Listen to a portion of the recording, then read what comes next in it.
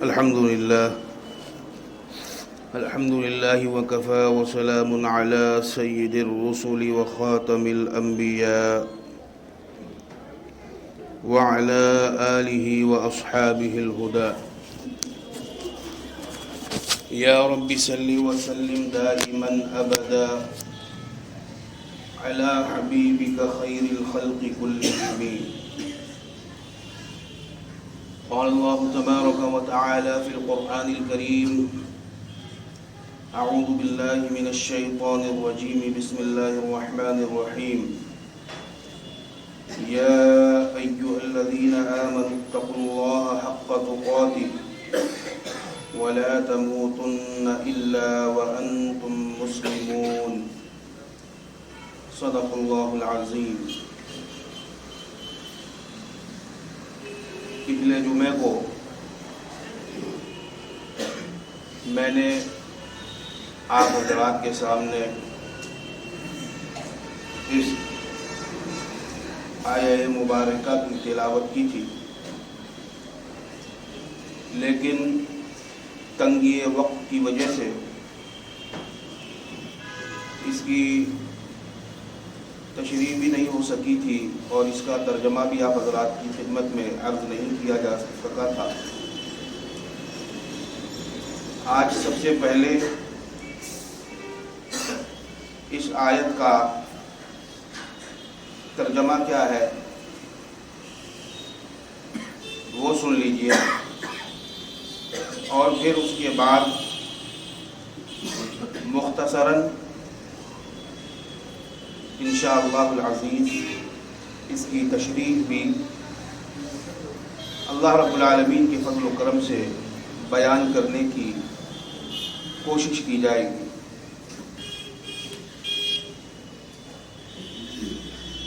قرآن کریم منزل من السماء ہے، آسمان سے نازل کردہ کتاب ہے، اور یہ کتاب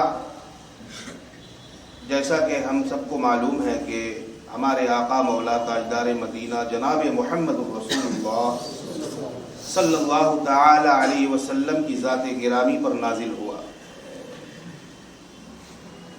اس کا ہم سب کو یقین ہے اور اسی کو ایمان کہا جاتا ہے. ایمان کے بارے میں حدیث شریف میں سرکار دو عالم صلی اللہ علیہ وسلم نے ارشاد فرمایا: الایمان بضع و 70 شعبہ. ایمان کے 70 سے بھی زائد شعبے ہیں. ایمان کو کسی ایک بکس میں بند نہیں کیا جا سکتا، کسی ایک صندوق میں تالا نہیں لگایا جا سکتا، بلکہ ایمان نماز کا نام بھی ہے، روزے کا نام بھی ہے، حج کا نام بھی ہے، عمرے کا نام بھی ہے، تلاوت قرآن کا نام بھی ہے، تبلیغ دین کا نام بھی ہے. تو کیا فرمایا؟ الایمان بضع و 70 شعبہ. ایمان کے 70 سے بھی زائد شعبے ہیں. فافضلها قول لا الہ الا اللہ. لیکن ان تمام شعبوں میں جو شعبہ سب سے افضل ہے اور سب سے بڑھ کر ہے، سب سے اونچا ہے، سب سے بالا ہے، وہ کیا ہے؟ قول لا الہ الا اللہ. لا الہ الا اللہ کا کہنا، لا الہ الا اللہ کا کہنا. میرے بزرگوں اور دوستوں، اللہ تبارک و تعالی نے اس آیت مبارکہ میں یہی ارشاد فرمایا کہ تم اگر اسلام والے ہو، ایمان والے ہو، تو اپنے ایمان کو مضبوطی سے تھامے رکھو. ایمان کو کوئی نقصان نہیں ہونا چاہیے. تمہارا گھر نقصان ہو جائے، تمہارا مال نقصان ہو جائے، تمہاری تجارت نقصان ہو جائے، اور تمہاری دنیاوی ضروریات میں اگر کوئی نقصان یا کمی ہو جائے تو ہو جائے، لیکن ایمان میں کوئی سمجھوتا نہیں ہونا چاہیے. ایمان میں کوئی کمی نہیں ہونی چاہیے، ایمان میں کوئی کجی نہیں ہونی چاہیے، ایمان کو نقصان نہیں پہنچنا چاہیے.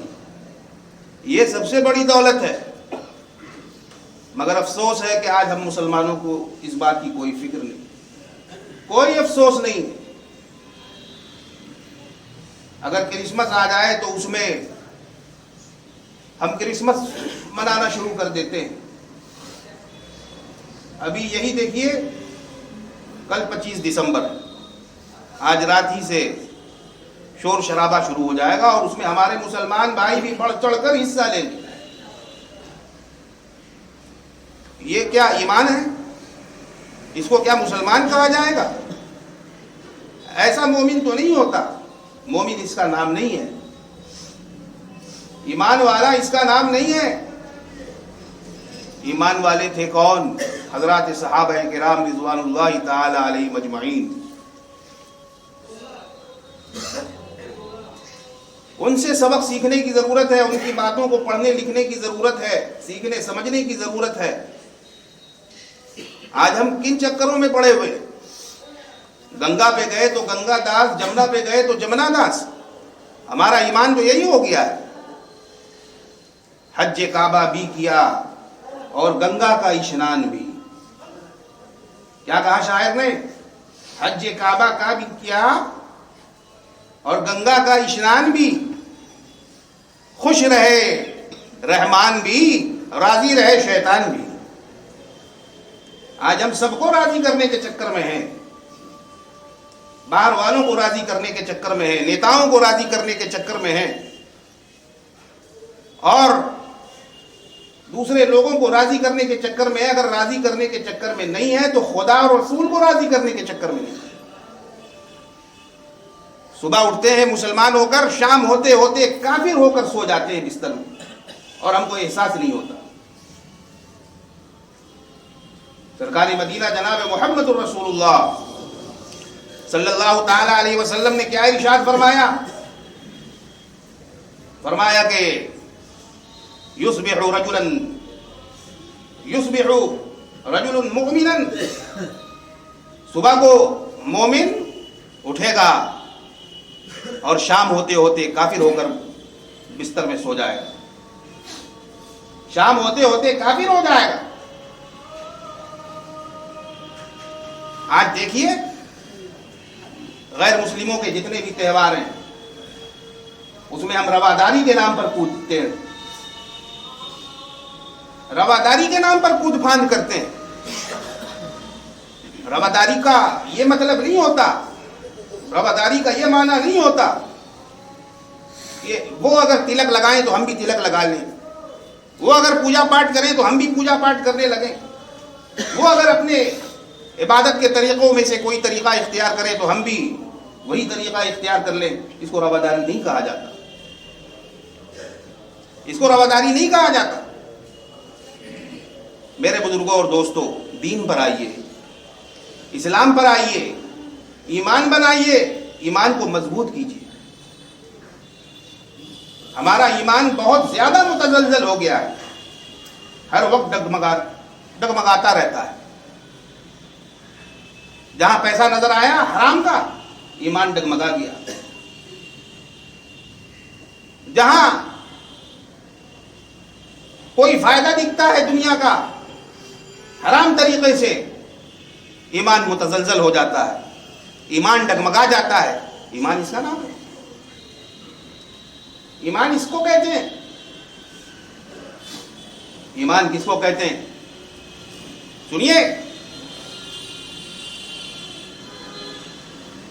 حضرت عثمان غنی رضی اللہ تعالی عنہ نے سرکار دو عالم صلی اللہ علیہ وسلم کی دعوت کی. حضور صلی اللہ علیہ وسلم آگے آگے تشریف لے جا رہے ہیں، پیچھے پیچھے حضرت عثمان غنی رضی اللہ تعالی عنہ چل رہے ہیں. جب گھر پہنچتے ہیں تو سرکار دو عالم صلی اللہ علیہ وسلم پوچھتے ہیں کہ عثمان، مجھے تمہارے کچھ بت بتانے کی آواز آ رہی تھی، تم کیا کہہ رہے تھے؟ تم کیا کہتے جا رہے تھے راستے میں؟ فرمایا کہ یا رسول اللہ، میں آپ کے قدموں کو گن رہا تھا، آپ کے قدموں کو گن رہا تھا. فرمایا کہ کیوں گن رہے تھے؟ حضرت عثمان غنی رضی اللہ تعالی عنہ کیا فرماتے ہیں؟ فرماتے ہیں کہ جتنے قدم میرے سرکار کے میری دہلیز تک آئیں گے عثمان اتنے ہی غلام کو آزاد کرے گا. یہ ایمان تھا, یہ یقین تھا, یہ ایمان کی مضبوطی تھی, یہ ایمان کی پختگی تھی, کس میں حضرات صحابہ کرام رضوان اللہ تعالی علیہم اجمعین نے. آج ہمارے اندر یہ پختگی کیوں نہیں آتی؟ آج ہم اپنے ایمان کو مضبوط کیوں نہیں کرنا چاہتے؟ یاد رکھیے دو ہی چیز ہے, دو ہی چیز ہے, یا تو جہنم ہے یا جنت ہے, یا تو جہنم ہے یا جنت ہے. جہنم والا کام کریں گے تو جہنم میں جانا ہی پڑے گا, اور جنت والا کام کریں گے تو اللہ رب العالمین جنت میں ہی آپ کو ٹھکانہ دے گا, جنت میں ٹھکانہ ہوگا آپ کا. کیوں یہ 40-50 برس اور 60 برس کی دنیاوی عمر میں اپنے آپ کو جہنم کا لقمہ بنانا چاہتے ہیں؟ دائمی زندگی جنت کی زندگی ہوتی ہے,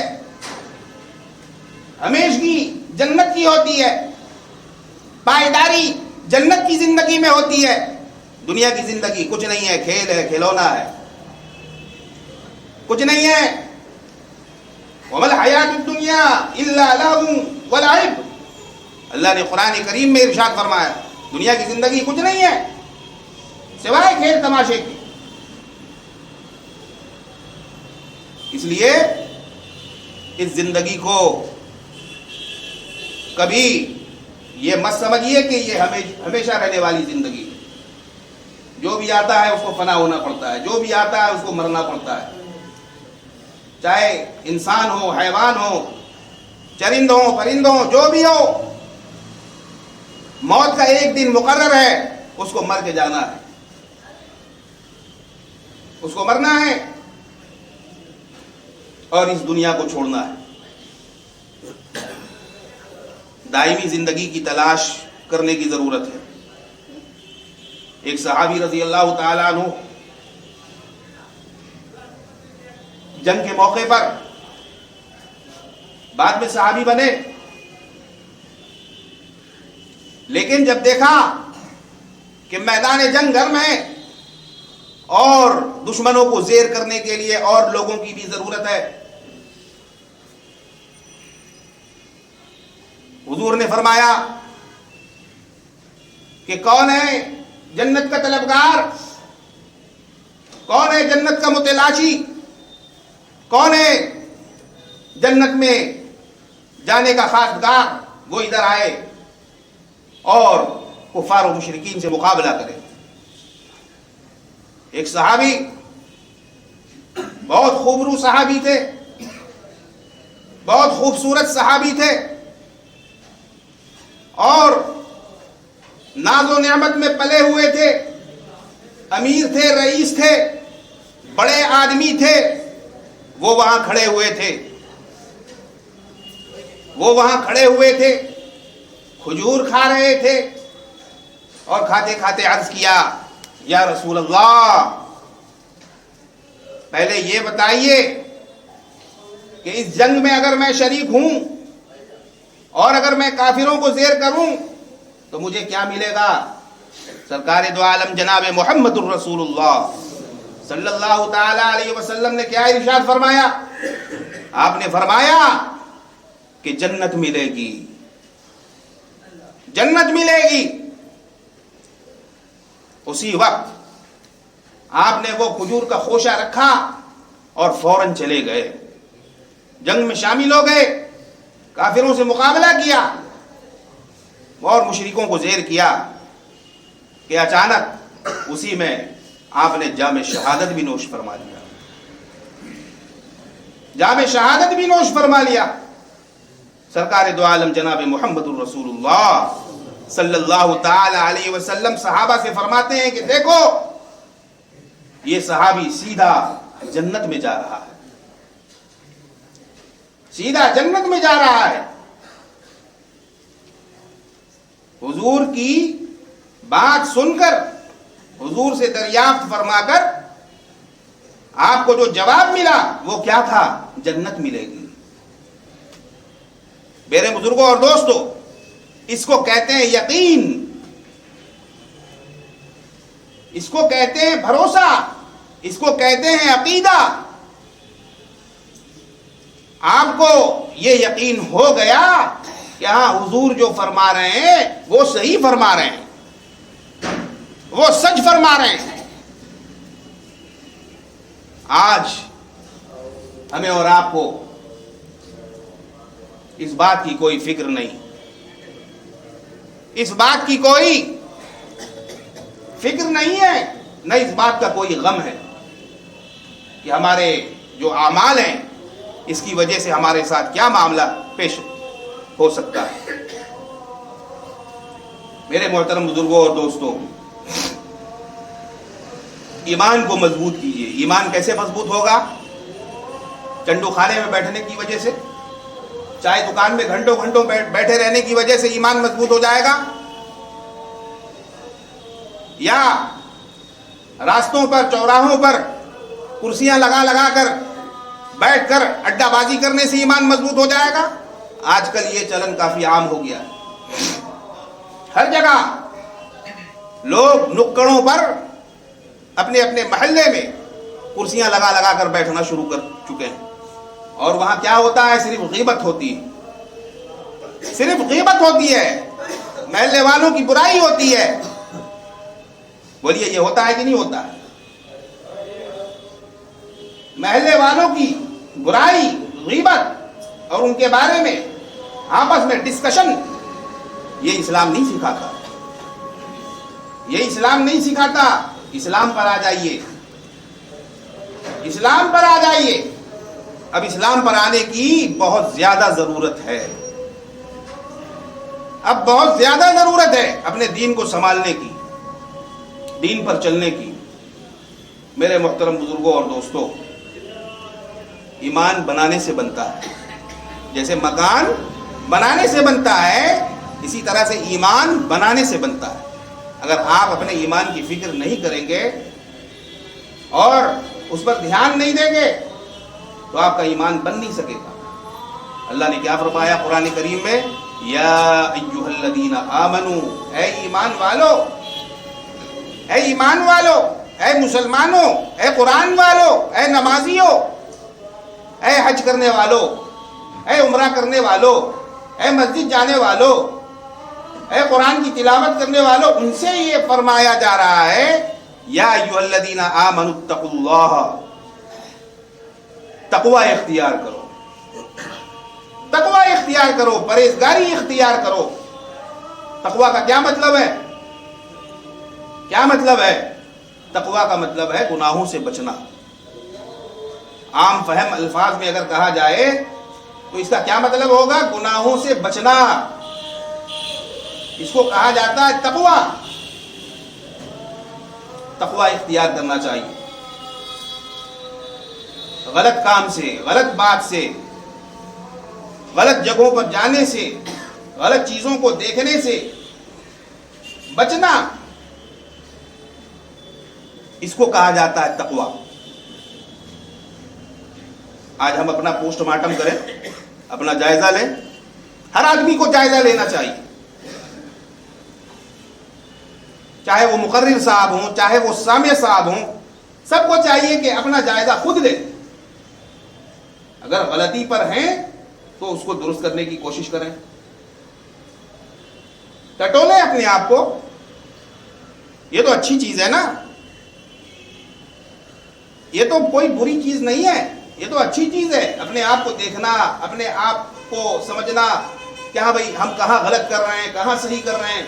اگر ہم غلطی پر ہیں اس کو صحیح کرنے کی فکر کریں، اور اگر ہم صحیح ہیں تو اور جو چیزیں غلط ہیں ہمارے اندر ان کو درست کرنے کی فکر کریں۔